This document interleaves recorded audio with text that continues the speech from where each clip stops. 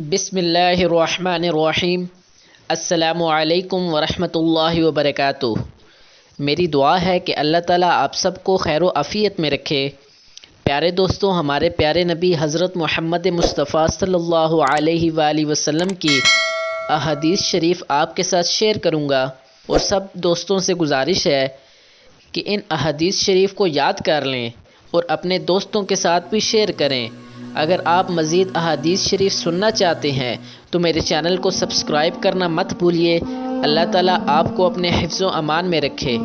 سرکار دو عالم صلی اللہ علیہ وآلہ وسلم نے فرمایا، مسلمان کا صدقہ اس کی عمر میں اضافہ کرتا ہے اور بری موت سے بچاتا ہے، اور اللہ تعالیٰ اس کے ذریعے تکبر اور فخر کی بیماریوں کو زائل کرتا ہے۔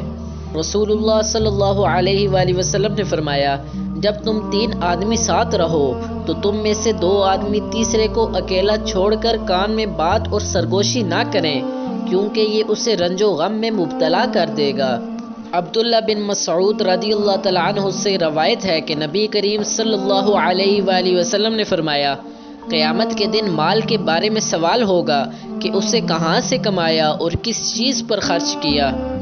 عبداللہ بن عمرو رضی اللہ تعالیٰ عنہ سے روایت ہے کہ نبی کریم صلی اللہ علیہ وآلہ وسلم نے فرمایا، رب کی رضا والد کی رضا میں ہے اور رب کی ناراضگی والد کی ناراضگی میں ہے۔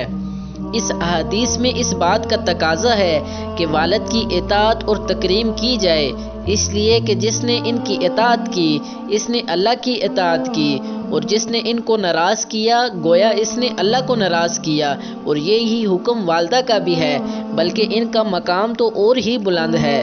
اس حدیث سے معلوم ہوا ہے کہ والدین کی نافرمانی کبیرہ گناہ میں سے ہے۔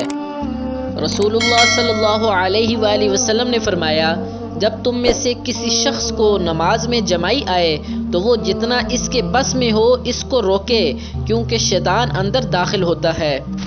حضرت ابو ہریرہ رضی اللہ تعالیٰ عنہ سے روایت ہے کہ نبی کریم صلی اللہ علیہ وآلہ وسلم نے فرمایا، 7 تباہ کن گناہوں سے بچو۔ لوگوں نے پوچھا وہ کون سے گناہ ہیں؟ آپ صلی اللہ علیہ وآلہ وسلم نے فرمایا، اللہ کے ساتھ کسی کو شریک کرنا، جادو کرنا، کسی کو ناحق مار ڈالنا، سود کھانا، یتیم کا مال ہڑپ کر جانا، میدان جنگ سے بھاگ جانا، نیک عورتوں پر تہمت لگانا۔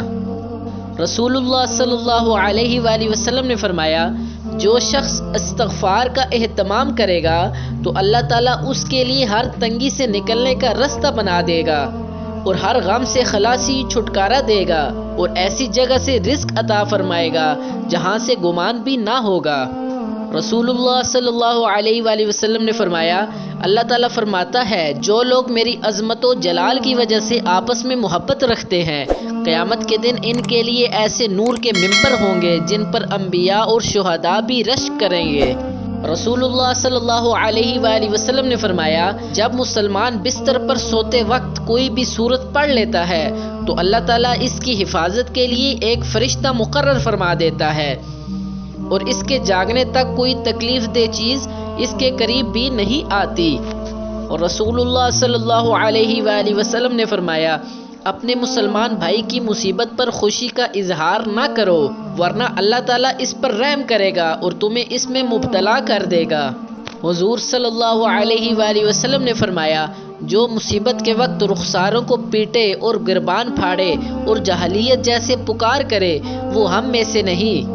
حضرت عائشہ رضی اللہ تعالیٰ عنہا نے ہمیں ایک پیوند لگی ہوئی چادر اور ایک موٹی لنگی دکھائی، اور یہ فرمایا کہ حضور صلی اللہ علیہ وآلہ وسلم کا وصال ان 2 کپڑوں میں ہوا تھا۔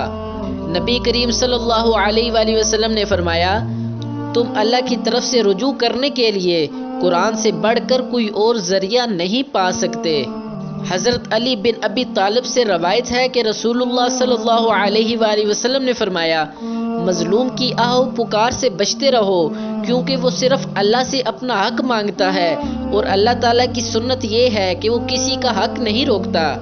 نبی کریم صلی اللہ علیہ وآلہ وسلم نے ایک دفعہ صحابہ رضی اللہ تعالیٰ عنہ سے فرمایا، جانتے ہو بد نصیب کون ہے؟ صحابہ رضی اللہ تعالیٰ عنہ نے عرض کیا، اللہ اور اللہ کا رسول صلی اللہ علیہ وآلہ وسلم ہی خوب جانتا ہے۔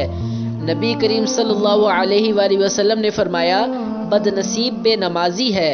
پیارے دوستوں، اگر آپ کو یہ میری ویڈیو پسند آئی ہے تو میرے چینل کو سبسکرائب کرنا مت بھولیے۔ اللہ تعالیٰ آپ کو اپنے حفظ و امان میں رکھے۔ ملتے ہیں نیکسٹ ویڈیو میں، تب تک کے لیے اللہ حافظ۔